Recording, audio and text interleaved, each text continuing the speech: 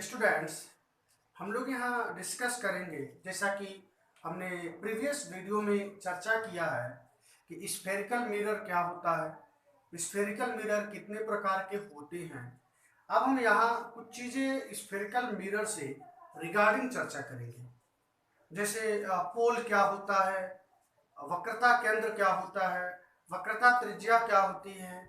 ये सब चीज़ें टेक्निकली बहुत इंपॉर्टेंट है स्टूडेंट्स, क्योंकि आने वाले जो डेरिवेशंस होंगे, जो बड़े बड़े डेरिवेशंस होंगे, उनको हम तभी डिराइव कर पाएंगे, डेप्थ में उनका लॉजिक हम तभी समझ पाएंगे जब इन चीज़ों को समझेंगे।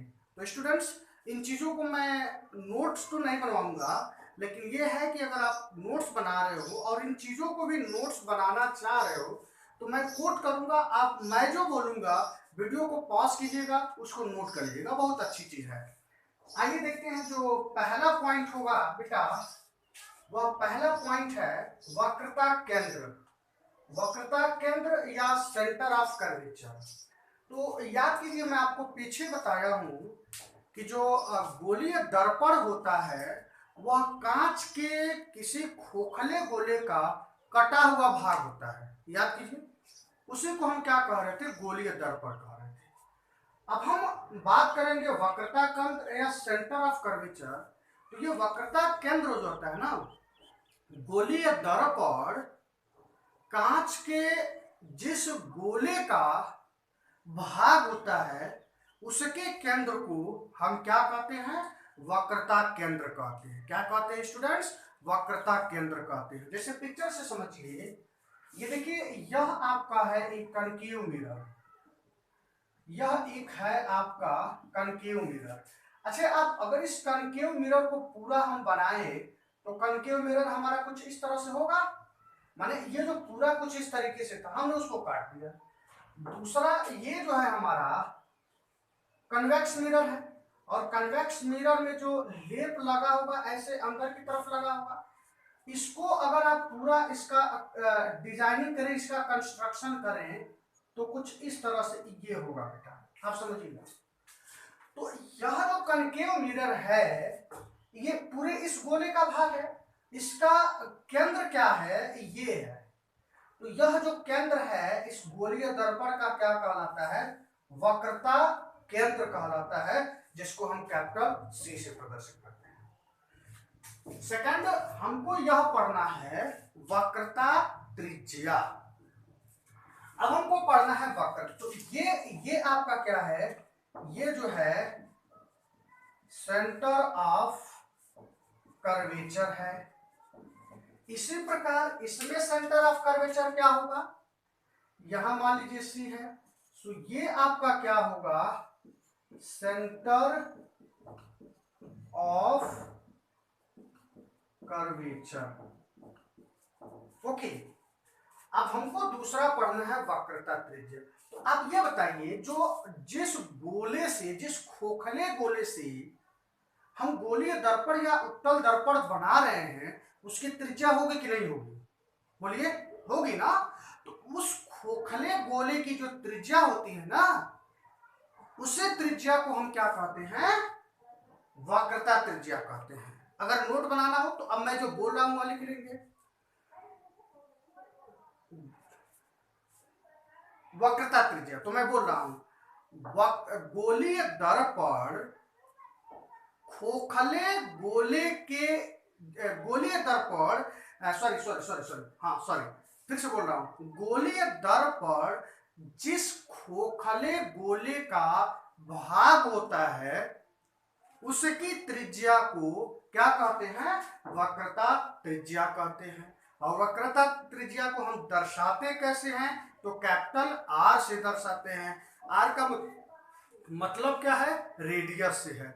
आप आइए देखिए बेटा, ये देखिए, यह क्या है, सरकमफेरेंस है, माने यह क्या है, परिधि है।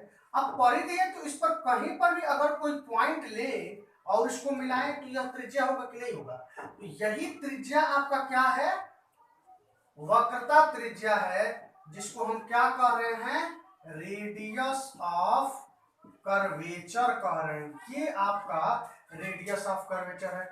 माने आप इससे इसको मिला दीजिए तो यह आपका क्या है, रेडियस ऑफ कर्वेचर है। समझिएगा, बड़ी इंपॉर्टेंट चीज बता रहा हूं।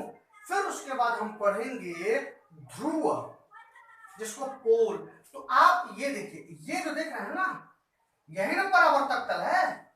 मैं पिछले वीडियो में बताया हूं कि जिस तल से प्रकाश का परावर्तन होता है उसी तल को हम क्या कहते हैं, परावर्तक तल कहते हैं। तो यहाँ पोल के बारे में अगर चर्चा करें, मान लेते हैं यह मिरर जो है M1 M2 है, यह जो मिरर है M1 और ये M2 है। तो हम ये कहूंगा कि परावर्तक तल, आप नोट करेंगे, नोट करना चाहें तो, परावर्तक तल M1 M2 के मध्य बिंदु को दर्पण का ध्रुव कैपिटल P कहते हैं, जिसको हम P से प्रदर्शित करते हैं। तो ये हो गया पोल आपका, ये हो गया आपका पोल। ये जो है इसको हम क्या कह देंगे, ये जो है आपका ध्रुव है। फिर उसके बाद चौथा पॉइंट होगा मुख्य अक्ष, प्रिंसिपल एक्सिस। देखिए स्टूडेंट, फॉरगेट मत कीजिए, अगर आपको तैयारी करना है, अगर आपको अच्छा मार्क्स लाना है, मैं नहीं कर रहा हूं आप मेरा वीडियो देखिए, मैं नहीं कर रहा हूं आप लोग मेरे वीडियो को सब्सक्राइब कीजिए, मैं नहीं कर रहा हूं आप लोग मेरे वीडियो को लाइक कीजिए, लेकिन अगर आप लोगों को आगे की पढ़ाई करनी है स्टूडेंट, अगर आप लोग लाइफ में कुछ बनना चाह रहे हो स्टूडेंट, अगर आप लोगों का कुछ गोल है, टारगेट है स्टूडेंट, तो जो भी चीजें आप लोगों को बताई जा रही है, अगर मेरे पढ़ाई हुई वीडियो समझ में आए, इसको नोट्स बनाइए, अगर नहीं समझ में आए छोड़ दीजिए मेरे वीडियो को, हट जाइए, पॉज कर दीजिए, कैंसिल कर दीजिए मेरे वीडियो को। बहुत सारे यूट्यूब पर चैनल्स हैं, आप दूसरे चैनल को देखिए, लेकिन स्टूडेंट्स जहां समझ में आए उसको जरूर देखिए। अपना समय किल मत कीजिए। अगर तुम लोग आज अपना समय किल कर दोगे तो निश्चित तौर पर आप लोग समझ लीजिए बहुत पीछे चले जाओगे स्टूडेंट, इसलिए समय मत किल कीजिए। और हाँ, एक बात मैं यह भी कहूंगा, मत लाइक कीजिए, मत सब्सक्राइब कीजिए, मत शेयर करो, लेकिन हाँ स्टूडेंट, अगर आप लोगों को टॉपिक समझ में आ जाए, अगर जो मैं पढ़ाया समझ में आ जाए स्टूडेंट, तो इतना तो कर सकते हो यार, एक सब्सक्राइब दे दो, एक लाइक दे दो, एक शेयर दे दो। कब शर्त रख रहा हूं, जब समझ में आ जाता, क्योंकि मैं तुम्ही लोगों के लिए डेडिकेटेड हूं। और अगर आप लोग मेरे लिए अगर ये काम करेंगे, और मैं देखूंगा हमारे वीडियो को इतना, हमारे चैनल को इतना सब्सक्राइब आया है, हमारे इस वीडियो को इतना व्यूज मिला है, you believe I will be very glad, my energy of teaching will be very high, and definitely I will be motivated in positive direction for you people। खैर, मैं समय न लेते हुए फिर से आ रहा हूँ स्टूडेंट, अब मैं चर्चा करूंगा, डिस्कस करूंगा, वह होगा मुख्य अक्ष, प्रिंसिपल एक्सिस। ये प्रिंसिपल एक्सिस क्या होता है, डायरेक्ट परिभाषा पर आ रहा हूं, नोट कर लेंगे। गोलीय दर्पण के ध्रुव P तथा वक्रता केंद्र कैपिटल C को मिलाने वाली रेखा को क्या कहते हैं, मुख्य अक्ष कहते हैं। The line joining the pole P and the center of curvature C is called principal axis। तो ये जो आप देख रहे हो ना, ये वास्तव में, इसको आगे बढ़ा दो, इसको आगे बढ़ा दो, इसको पीछे बढ़ा दो, इसको आगे बढ़ा दो, तो ये आप जो देख रहे हैं ना, यही वास्तव में क्या है स्टूडेंट, ये है आपका प्रिंसिपल एक्सिस। क्या बोल रहा हूं स्टूडेंट, प्रिंसिपल एक्सिस। क्या बोल रहा हूं, प्रिंसिपल एक्सिस। फिर हम पांचवा आ जाएंगे, अपर्चर ऑफ मिरर, दर्पण का द्वारक। और देखिए स्टूडेंट, थोड़ा हमारा वीडियो लार्ज हो रहा है। लार्ज होने का मकसद ये है कि आप देखिए, मैं मोस्टली मैक्सिमम हिंदी और इंग्लिश दोनों लैंग्वेजेस का इस्तेमाल कर रहा हूँ। सो ये भी आप समझ सकते हैं, ताकि आपको कहीं से कहीं तक किसी भी प्रकार की दिक्कत न आए। अब आते हैं, हम देखते हैं दर्पण का द्वारक। द्वारक क्या होता है, इस बात को समझिएगा। तो ये जो परावर्तक तल है ना, ये जो परावर्तक तल है, इसी को हम, जो परावर्तक तल, देखिए परावर्तक तल से होकर जाने वाले व्यास को क्या कहते हैं, दर्पण का द्वारक कहते हैं। आप ऐसे भी समझिए, इंग्लिश में मैं समझा रहा हूं कि the line joining end points of refracted plane is called what, aperture of mirror. मतलब कहने का कि आप M1 और M2 को मिलाकर यह रेखा खींच दीजिए, तो यह रेखा है, इसी को हम क्या कहेंगे, दर्पण का द्वारक कहेंगे। यह जो रेखा है, इसी रेखा को हम क्या कहेंगे, दर्पण का द्वारक कहेंगे। सो आप देखेंगे यह आपका क्या है स्टूडेंट, यह द्वारक है, यह द्वारक है। अब उसके बाद आ रहा है मुख्य फोकस। तो मुख्य फोकस को समझने के लिए मैं आप लोगों को परिभाषित करूंगा।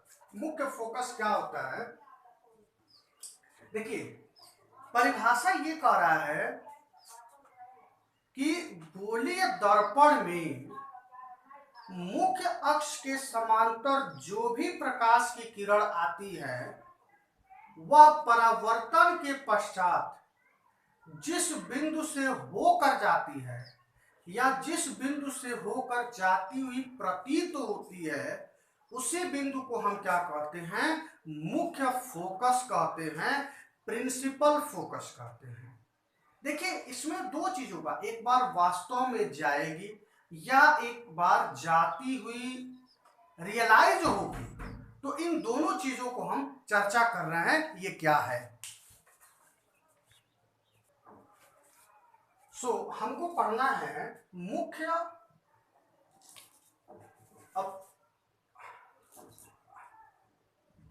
मुख्य फोकस के बारे में पढ़ना, मुख्य फोकस। अब देखिए, अब मैं ये चीजें बता दिया, मुख्य फोकस। देखिए यह एक, अगर मैं आपसे पूछूं कि this is which kind of mirror, your answer will be concave mirror. ये कौन सा मिरर है स्टूडेंट, कनकेव मिरर है। सवाल क्यों, तो इसमें जो रे ऑफ लाइट हो रहा है वो दबे हुए भाग पर पड़ेगा, तो ये कनकेव मिरर हो जाएगा। अब देखिए ये बताइए, इसका जो मध्य बिंदु होगा ये पोल हो गया।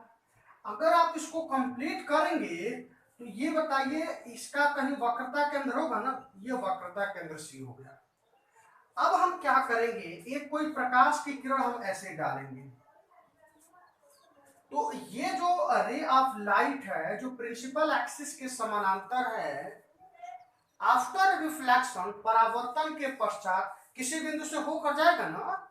तो यहां देखिए, यह मान लीजिए इस बिंदु F से होकर जा रहा है, तो जिस बिंदु से परावर्तन के पश्चात जा रहा है उसी बिंदु को हम क्या कहेंगे, मुख्य फोकस कहेंगे, जिसको कैपिटल F कहेंगे। आप ध्यान दीजिए यहां वास्तव में जा रहा है। अगर हम ये कौन सा लेंस, ये कौन सा मिरर है, सो ये है आपका कनकेव मिरर। अगर हम इसका उल्टा कन्वेक्स मिरर के बारे में देखें, सो ये देखेंगे, यह आपका M1 M2 हो गया, इसका पोल यह है, इधर इसका कहीं सेंटर ऑफ कर्वेचर है, आप इसको पीछे की तरफ बढ़ा दीजिए। आप देखिए इस पर ये एक रे ऑफ लाइट इंसिडेंस करा रहे हैं जो प्रिंसिपल एक्सिस के क्या है, पैरेलल है। अब ये मान लेते हैं ये क्या हो गया, ऐसे वापस हो गया, ऐसे वापस हो गया। अगर आप इसको पीछे की तरफ बढ़ा रहे हो ऐसे, तो यह रियलाइज हो रहा है कि इस बिंदु से होकर वापस हो रहा है। यहां लग रहा है इस बिंदु से होकर वापस हो रहा है, और यहां लग रहा है इस बिंदु से होकर जा रहा है। तो ये दोनों के दोनों पॉइंट कौन से पॉइंट कहलाते हैं, तो ये मुख्य फोकस कहलाते हैं। अब इसको अगर हम और टेक्निकली परिभाषित करें तो हम परिभाषित ऐसे करेंगे, जो नोट करना है, मुख्य अक्ष के समांतर आने वाली प्रकाश की किरणें परावर्तन के पश्चात जिस बिंदु से होकर जाती है, होकर जा रही है। आप कोष्टक में क्या लिख देंगे, अवतल दर्पण, कोष्टक बंद हो गया, अथवा जिस बिंदु से होकर जाती हुई प्रतीत होती है। यहां प्रतीत हो रहा है कि नहीं हो रहा बताइए।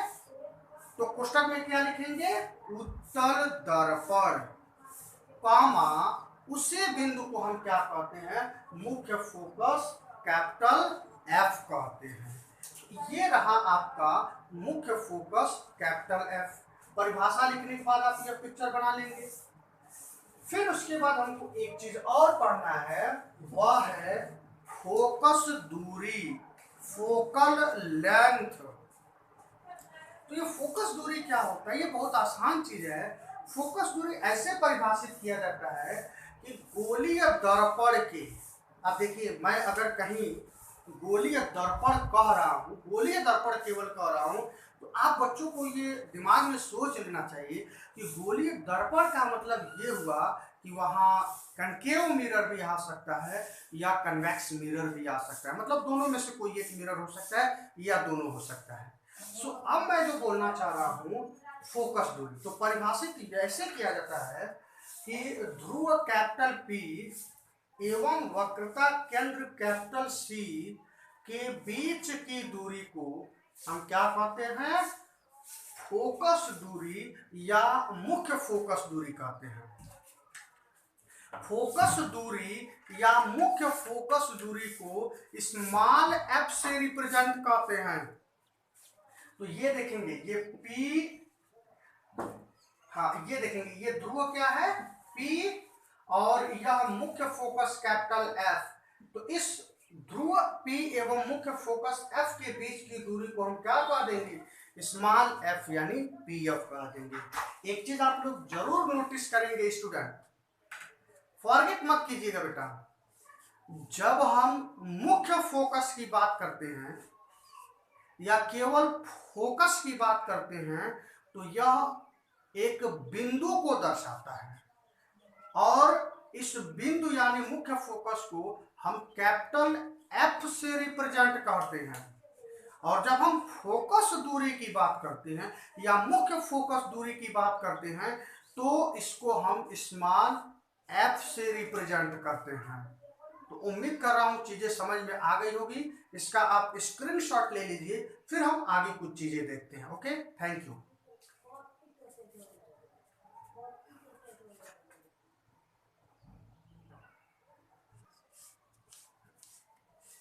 ओके स्टूडेंट, अब हम फिजिक्स में डेरिवेशन आते हैं और फिजिक्स के डेरिवेशन को समझने के लिए चिन्ह बहुत मायने रखता है। चिन्ह का अपना एक खास अस्तित्व है फिजिक्स के न्यूमेरिकल को सॉल्व करने के लिए या फिजिक्स के डेरिवेशन को समझने के लिए, जिसका हम नाम देते हैं चिन्ह परिपाटी, साइन कन्वेंशन।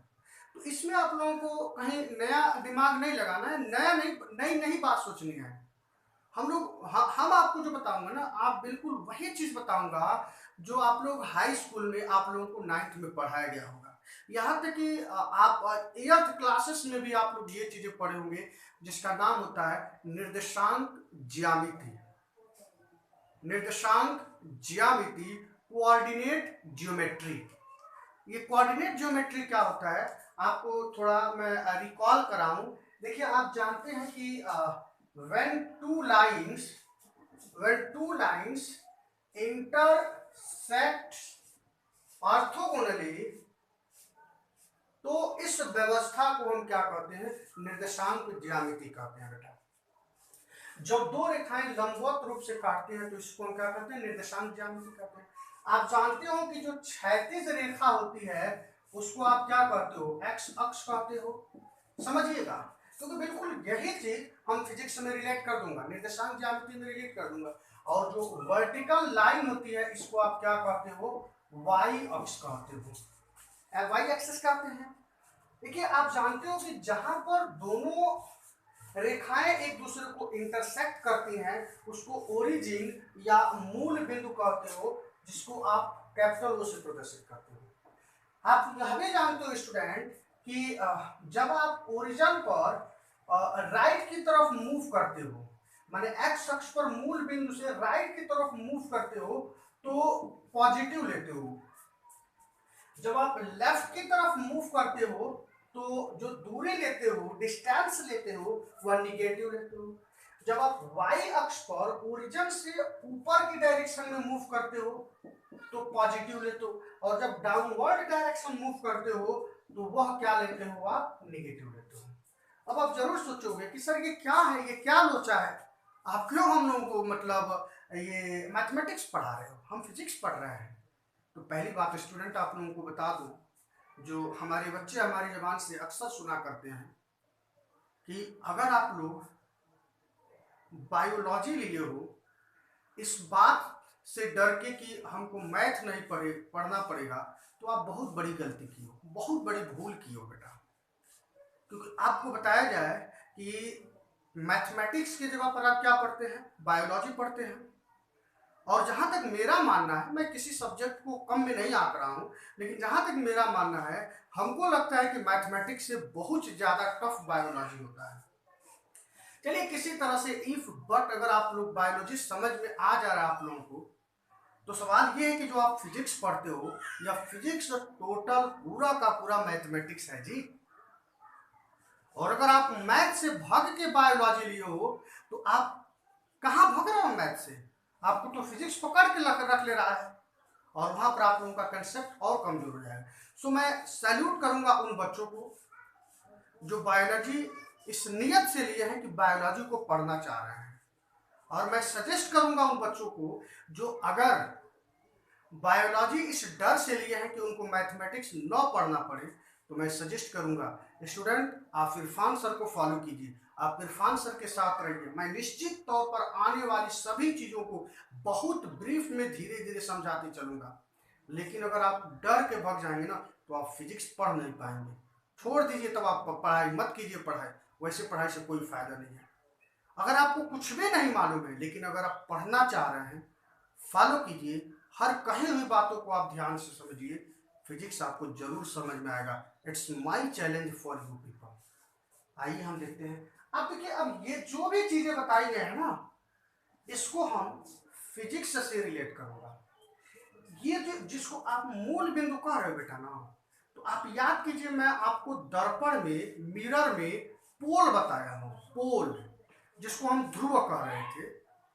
तो वहां जो पोल होगा ना, उसको आप मूल बिंदु कंसीडर कर लीजिएगा, बस हमारा काम हो जाएगा। जैसे एग्जांपल मान लेते हैं, यह हमारा एक कनकेव मिरर है कि नहीं, ये बताइए। ये कनकेव मिरर है, यह M1 M2 है। अब देखिए इसका यह पोल है, तो जब आप पोल के राइट साइड को मूव करेंगे, यानी आप इधर मूव करेंगे, तो इधर वाली दूरी क्या हो जाएगी, पॉजिटिव। आप देखिए ना, like x-axis, when you are moving rightward through the pole, sign is positive, चिन्ह क्या हो रही है, धनात्मक हो रही है। मूल बिंदु की भांति अगर आप ध्रुव से बाईं तरफ मूव कर रहे हो, so it will be taken as negative. मूल बिंदु की भांति जब आप ऊपर जा रहे हो तो पॉजिटिव।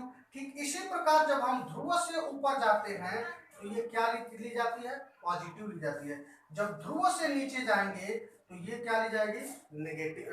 क्या हो जाएगी, नेगेटिव ली जाएगी। और इन्हीं हम साइन कन्वेंशन का इस्तेमाल करेंगे, और फिजिक्स के जटिल से जटिल डेरिवेशंस को हम चुटकियों में डिराइव करेंगे, चुटकियों में डिराइव करेंगे। इसलिए समझिए और प्रयास कीजिए समझने का। ओके, इसका स्क्रीनशॉट ले लीजिए, फिर हम आगे बढ़ते हैं।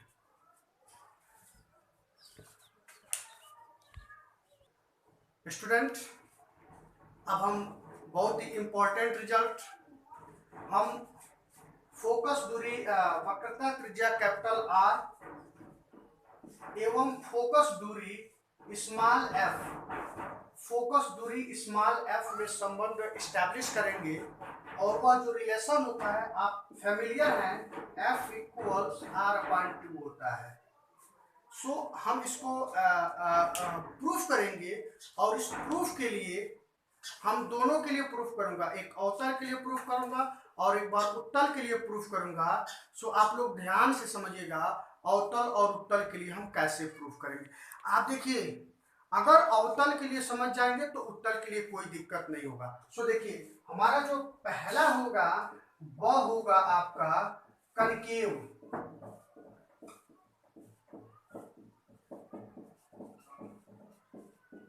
कनकेव मिरर, देखिए ध्यान से समझिएगा। देखिए हम एक ये कनकेव मिरर बना रहा हूं, यह हमारा एक कनकेव मिरर है जिसका नाम दे रहा हूं M1 M2। और देखेंगे यह क्या है, आपका पोल है, कैपिटल C है। फिर यहां पर ये बताइए यह वक्रता केंद्र है जिसको हम नाम दे रहा हूं कैपिटल C। अब देखिए हम क्या करूंगा ना, एक रे ऑफ लाइट इंसिडेंट कराऊंगा जिसका नाम दे दूंगा OA। OA अब जरा याद कीजिए, मुख्य फोकस की परिभाषा याद कीजिए कि मुख्य अक्ष के समांतर प्रकाश की किरण अवतल दर्पण में मुख्य फोकस से होकर जाती है। सो ये परावर्तन के पश्चात यहां से होकर जाएंगे और इसी को तो हम मुख्य फोकस कहते हैं। जरा याद करेंगे।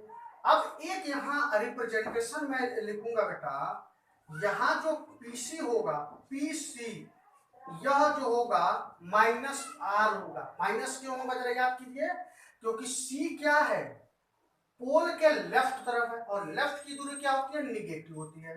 इसी तरीके से जो PF होगा वह किसके बराबर होगा, -F के बराबर होगा। हालांकि ये जो मैं बोला हूं ना इसकी कोई जरूरत नहीं बेटेगी बेटा, फिलहाल में हम तो कि सिंपली रिलेशन स्टैब्लिश करना है, इसकी जरूरत नहीं पड़ेगी। अगर जरूरत पड़ेगी तो हम देखेंगे।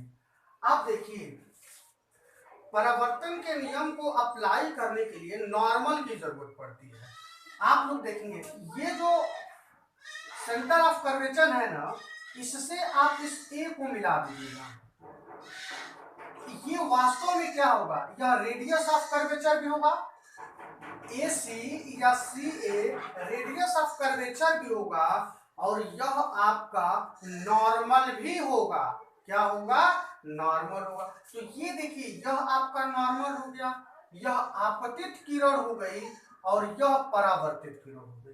तो जो नॉर्मल से कोण बनता है उसको हम क्या कहते हैं, I कहते हैं, आपतन कोण। और जो नॉर्मल से जो परावर्तित किरण उसको हम क्या कहते हैं, स्मॉल r कहते हैं। यह स्मॉल r है। हम मान लेते हैं कुछ समय के लिए यह जो कोण है, यह कोण आपका स्मॉल यस है। हम इस बिंदु A से इस पर एक नॉर्मल ड्रॉ कर देंगे और इसका मैं नाम रख दूंगा A।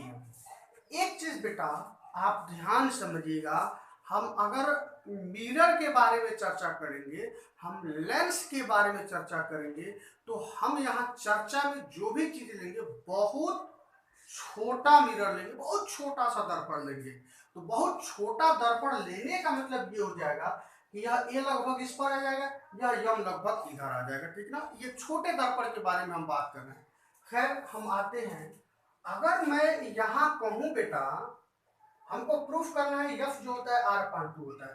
पहला मैं कहूँ कि जो I जो है वह R के बराबर है, I बराबर R, आप मानेंगे क्योंकि देखेंगे एकांतर कोण की परिभाषा से यह आपका एकांतर कोण है।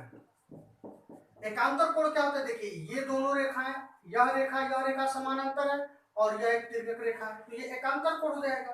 तो एकांतर को नहीं, सॉरी I बराबर R, यह परावर्तन के नियम से, ये जो है यह आपका परावर्तन के नियम से है।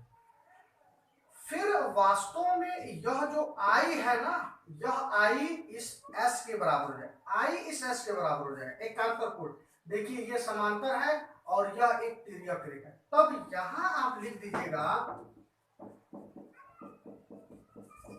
एकांतर कोण। अगर आप इन दोनों इक्वेशन की तुलना करें तो हम कह सकते हैं कि R कोण R किसके बराबर हो गया, कोण S के। समझिएगा बेटा, माने यह कोण इस कोण के बराबर हो गया स्टूडेंट।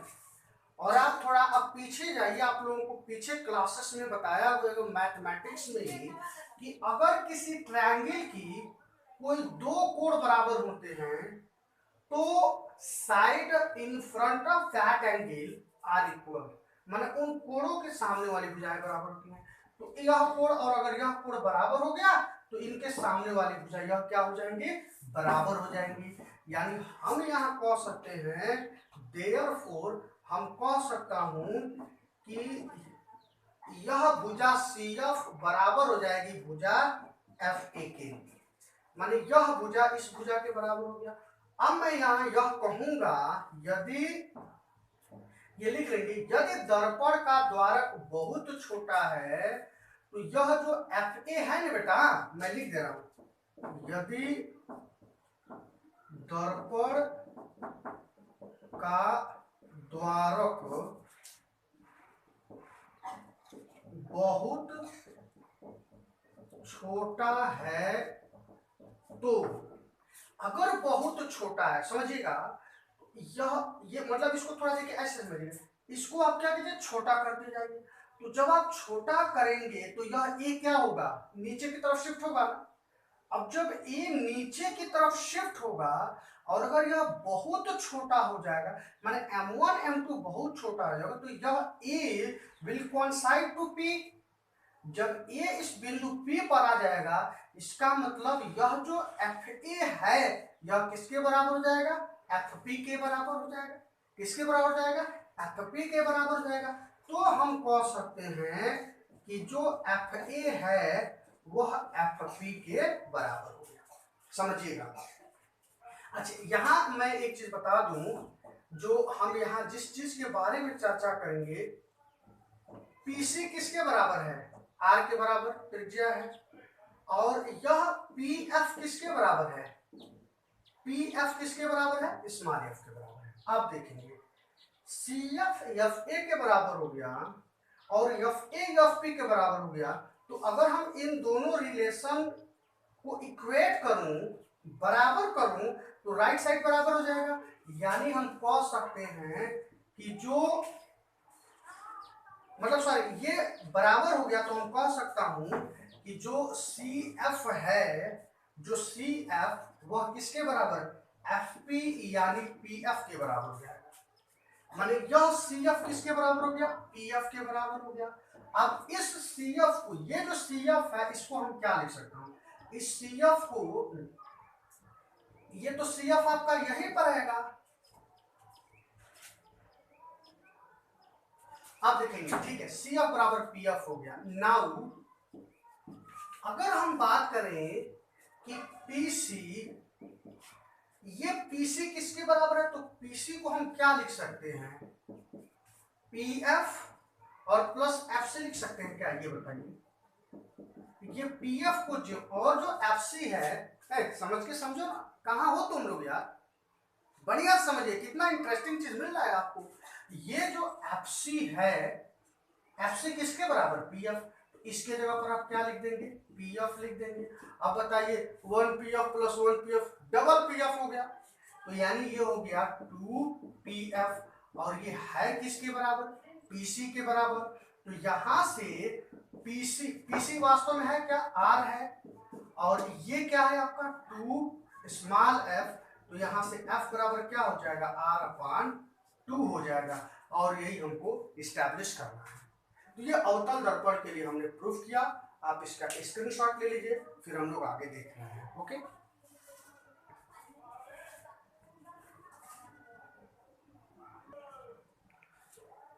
स्टूडेंट आप लोग स्क्रीनशॉट ले लिए होंगे, और मैं एक बात आप लोगों को ध्यान दिला दूं, क्योंकि मैं पीछे कह रहा था कि PC निगेटिव होगा, PF यानी स्मॉल f निगेटिव होगा, मैं उसका यहाँ कहीं उन चीज़ों को लिया नहीं हूँ। आप ले सकते हैं, कोई मुश्किल नहीं है। आप देखिए, अगर F निगेटिव लेंगे, R निगेटिव लेंगे, तो निगेटिव से निगेटिव कट जाएगा, यही रिजल्ट मिलेगा। तो इसी कॉम्प्लिकेशन को, डिफिकल्टी को कम करने के लिए हम वहाँ चिन्ह नहीं लिए हैं, लिखेंगे लेंगे तो भी यही चीज़ मिल जाएगा, ठीक ना। और अगर यहाँ माइनस हो जाए, यहाँ प्लस हो जाए, तो वह दूसरी चीज़ होती है जो हम आगे डिटेल में हम चर्चा करेंगे।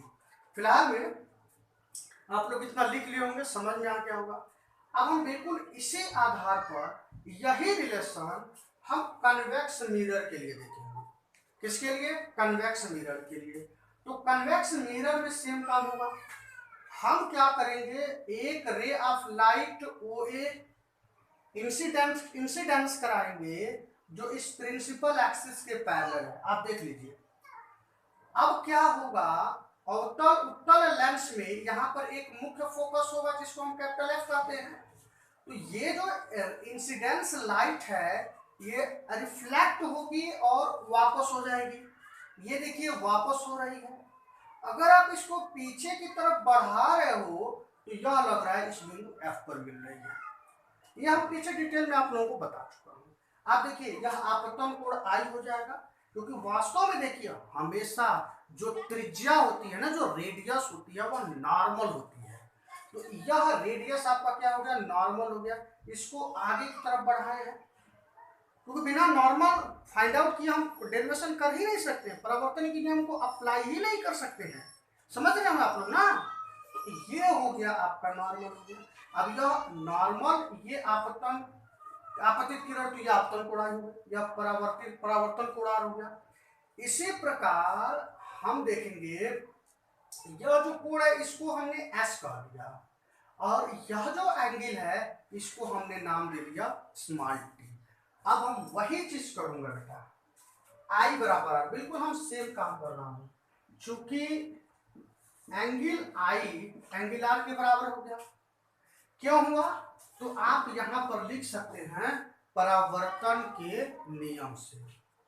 फिर आप जरा देखिए, मैं आपको कह रहा हूं कि अगर आप इसको आप आगे बढ़ाइए, अगर आप ऐसे आगे बढ़ाइए और यह रेखा है, तो यह रेखा क्या होगी, तिर्यक रेखा होगी।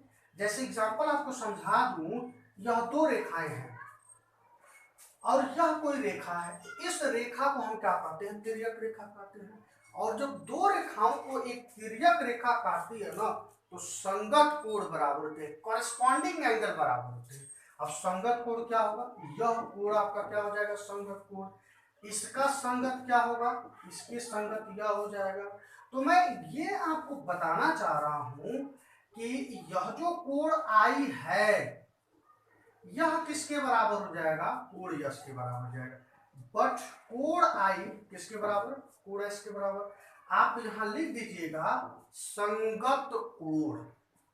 सो अगर आप दोनों को इवेल्युएट कर रहे हो, इक्वेट कर रहे हैं, यानी तुलना कर रहे हो, तो हमको आर बराबर क्या मिल गया, एस मिल गया। मतलब कहने का कि यह कोण इस कोण के बराबर हो गया बेटा। जब यह कोण इस कोण के बराबर हो गया, अब हम थोड़ा सा आगे चलेंगे। आप जरा देखिएगा बाबू, स्टूडेंट समझिएगा। देखिए यह एक तिर्यक, यह रेखा है और यह रेखा है। अगर इन दोनों को यहां पर बनाइए, देखिए आप इसको ऐसे खींच दीजिए। देखिए हमने इसको खींचा, फिर हम इसको खींच रहा हूं, हमने इसको खींचा। तो देखिए यह जो कोण होते हैं ना, ये जो कोण होते हैं, इन कोणों को हम शीर्षाभिमुख कोण कहते हैं। और जब दो रेखाएं किसी पॉइंट पर इंटरसेक्ट करती हैं ना, तो शीर्षाभिमुख कोण बराबर होते हैं। तो यहां शीर्षाभिमुख कोण क्या है, ये बताइए। क्या कोण आर और कोण टी, यह स्मॉल टी है, टाइगर, स्मॉल टी टाइगर, क्या कोण आर कोण टी के बराबर है? जवाब मिलेगा है। यानी हम कह सकते हैं कि कोण आर किसके बराबर है, कोण टी के बराबर। इसके आगे आप क्या लिख देंगे स्टूडेंट, शीर्षाभिमुख कोण। आप अपने समझ के लिए अगर आप इन दोनों को इक्वेट कीजिए तो यहां से क्या मिल गया ये बताइए, यस बराबर टी मिल गया ना। बस यही तो हमको जानना था। इसका मतलब यह कोण एस इस कोण टी के बराबर हो गया, और अगर यह कोण इस कोण के बराबर हो गया तो मैं पीछे भी बताया हूं कि अगर किसी त्रिभुज में दो कोण बराबर हैं तो सामने वाली भुजाएं क्या होती हैं, बराबर होती हैं, इक्वल होती हैं। इसका मतलब ये हुआ कि अगर यह कोण इस कोण के बराबर हो गया, मतलब यह भुजा इस भुजा के बराबर हो गया, या हम कह सकते हैं देयरफॉर क्या कह सकते हैं कि जो एफ ए है वह किसके बराबर हो गया, एफ सी के बराबर हो गया। एफ ए एफ सी के बराबर हो गया, यहां आ जाइए। फिर से यही चीज, यदि दर्पण का द्वारक बहुत छोटा है, लिख दे रहा हूं, यदि दर्पण का द्वारक बहुत छोटा है तो बिल्कुल वही कंसेप्ट, अगर ये छोटा होगा ए नीचे आएगा, बहुत छोटा होगा तो यह ए किस पर आ जाएगा, पी पर आ जाएगा। तो उस स्थिति में जो एफ ए है वह एफ पी के बराबर हो जाएगा। तो उस स्थिति में हम कह सकते हैं एफ ए किसके बराबर हो जाएगा, एफ पी के बराबर। अब जब एफ ए एफ पी के बराबर हो गया तो जब इसको हम एफ ए एफ सी के बराबर और एफ ए एफ पी के बराबर, यानी राइट साइड बराबर हो जाएगा, तो हम कह सकते हैं कि देयरफॉर एफ सी किसके बराबर है, एफ पी के बराबर। यहां देखिए ये चीज, अब हम यही चीज लिख रहा हूं, कहीं से कहीं कोई भी चीज अलग नहीं करूंगा, अब यही चीज लिखूंगा। नाउ आप लिखे हो ना पीसी, पीसी क्या होगा, पीसी जो होगा P F plus F C के बराबर होगा। और हम यह देखे हैं कि पी एफ और एफ सी बराबर है, यानी एफ सी की जगह पर क्या लिख दूंगा, ये बताइए क्या लिखूंगा, एफ सी की जगह पर पी एफ लिखूंगा, तो P F plus P F. समझ में आ रहा है ना, टोई समझिए, nothing problem is there student, बहुत आसान है स्टूडेंट, समझने की कोशिश कीजिए, बहुत आसान, वेरी इजी टॉपिक यार, you need to understand my dear. तो अब जब यह बराबर हो गया, इसका मतलब क्या हुआ, 2pf हो गया और यह pc, but what is pc, तो pc r है, ये क्या है आपका कैपिटल R है, और यह 2 इंटू स्मॉल f, तो यहां से स्मॉल f क्या हो जाएगा, कैपिटल R/2 हो जाएगा, नहीं हो जाएगा। आप देखिए कनकेव के लिए भी वही रिजल्ट आया जो कन्वेक्स के लिए आया। अब विश्वास मानिए, अगर एक आपका तैयार हो गया तो दूसरा बहुत आसानी से तैयार हो जाएगा। ओके, सो स्क्रीनशॉट ले लीजिए, आज के लिए इतना ही काफी है, नेक्स्ट वीडियो में नेक्स्ट चीजें देखेंगे। Okay, thank you.